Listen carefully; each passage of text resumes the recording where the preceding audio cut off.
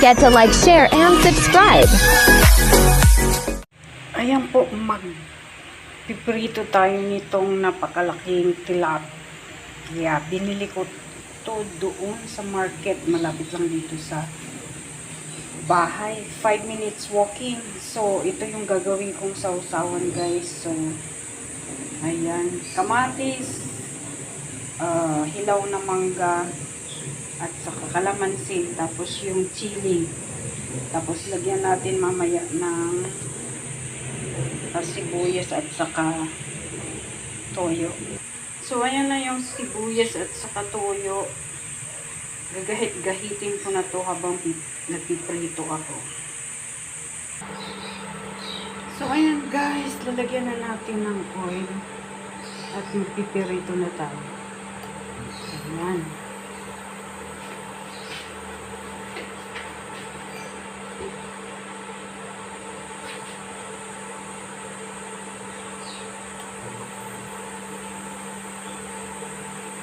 Painit muna natin ng mga 1 or 2 minutes yung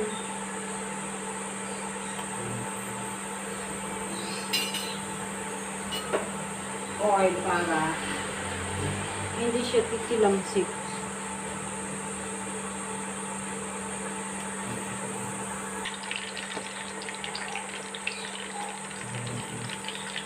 So, ayan, pinakamalaki yung isda ang piprituhin natin. So, isa lang muna ang piprituhin ko kasi ako lang naman nagpakain.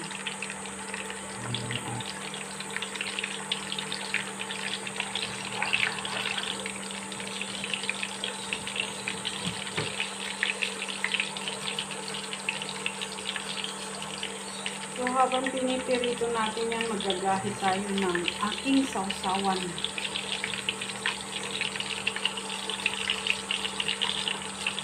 Hayaan lang muna natin yan dyan hanggang sa kulay brown.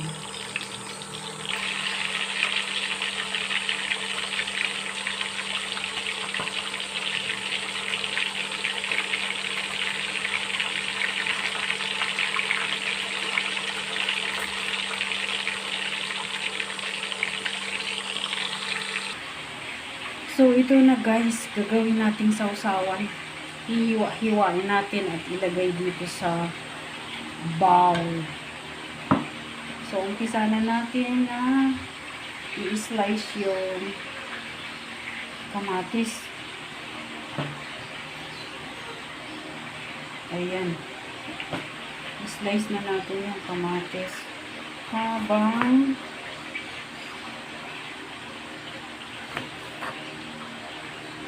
pinipirito yung isda.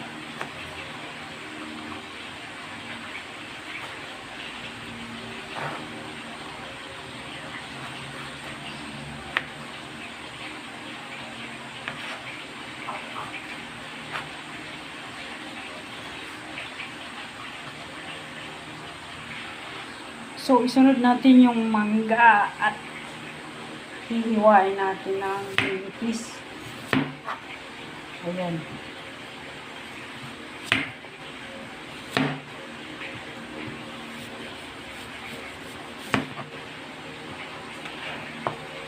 Hiwain natin guys ng ano.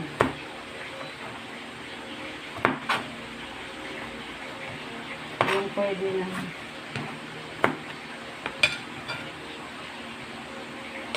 Magdadala ako dito sa Hong Kong kasi sobrang mahal dito doon sa Philippine product. Ang mahal, Diyos ko. Ayan.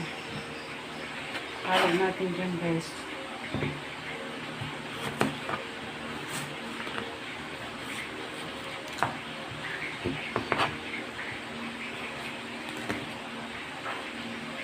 Tapos, magdadala ako yung ano.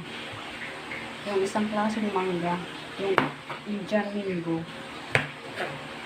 Mamaya, pagdating ng kapatid ko, may dala na sila. So, babalutin ko siya sa newspaper. Ayan. Sayang ito meron pa. So, isunod natin yung konting sibuyas lang. pang paano lang ba ng lasa para mabalance yung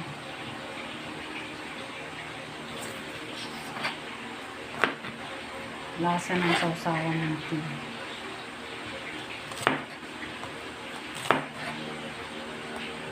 Ito nilalagay ito sa salad.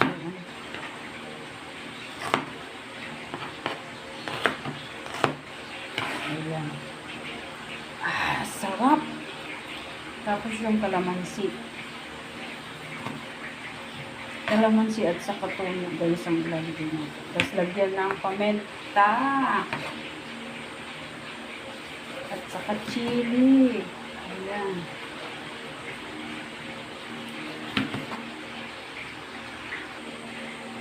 So, ayan po, i-strain na natin yung kalamansi.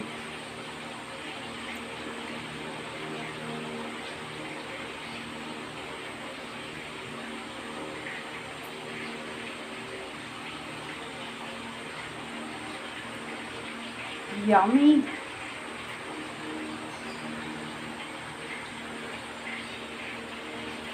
Ayan, tapos na natin na i-strain yung kalamansi. Lagay natin dito. Tapos, lagyan ng toyo at paminta. Ayan yung toyo.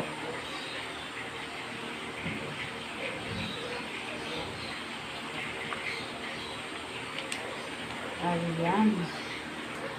Lagyan natin ng paminta.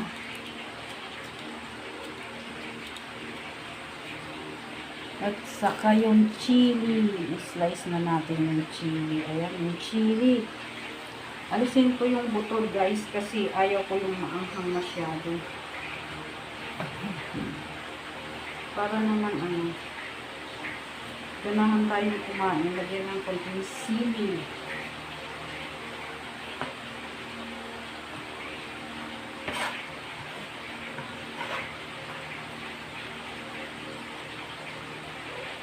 Alisin natin yung buto. So, habang i-slice ko na yung aking sausawan, yung isda, stir frying. So, yan lang guys. Halo-halo natin din sa loob. Yan. Yan na ang aking sausawan. So, ayan, nahaluin na natin yung aking sausawan. Oh my God. Super duper yummy. Ayan.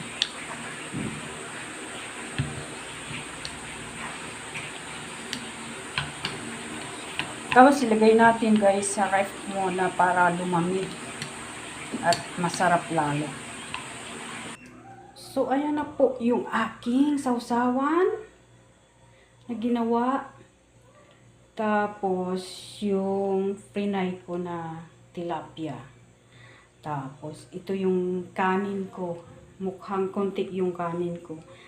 Makakadalawang scoop ata ako ng kanin nito sa craving ng ganitong pagkain na Filipino food. So, ayan na po. Let's eat! Happy lunchtime sa lahat. So, ayan na guys. Kakain na tayo ng aking linuto na craving Filipino food. So, let's start eat. Dami makakain po nito.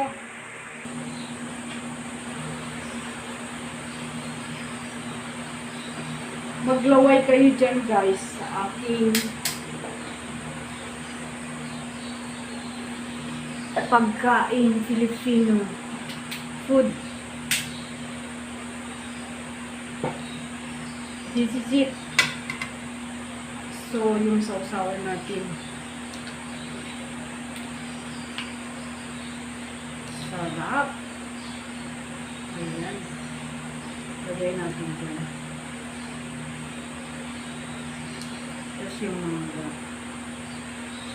Tapos ito, magkakamay ako ng ayan. Yummy. So, nasa sa inyo guys kung anong gusto nyong luto nitong isda na to. Pero, sa akin, yung luto doon sa amin is bicol. Yung ginataan ko at saka ito prito tapos may sausawan. Ayan, unang subo. Yummy! Oh my God! Ang kaano lang kasi nito guys, doon sa Hong Kong. Itong isda na ito, hindi ito kinakain doon. So, nakakaanong bumili kasi nakikita namin to nasa mga kanal lang siya. Ang lalaki. So, nakakaanong bumili kasi hindi nga ito kinakain sa Hong Kong. Only Filipino can eat this in Hong Kong. This fish. Dito sa atin, very common ito kasi binibreed natin ito na paramihin at saka yun ang sinusupply na isda dito sa Pilipinas. Yummy! Bahala kayo guys maglaway sa akin. Ayan. Bahala kayo maglaway.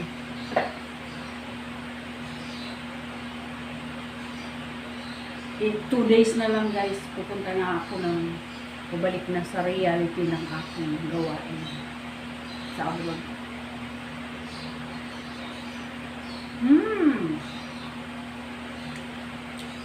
Super yummy.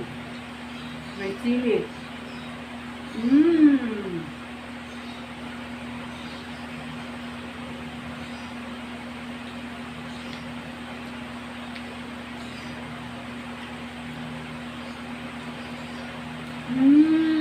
Crunchy.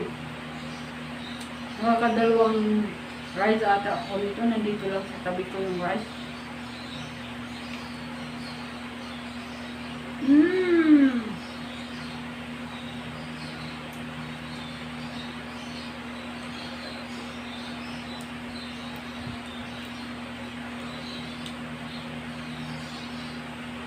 So, hanggang dito na lang guys ang aking video at sana nagustuhan nyo at mag-crave din kayo ng ganitong pagkain. Pilipino po. Kasi wala ito sa abroad. Dito mo lang ito magagawa sa Pilipinas.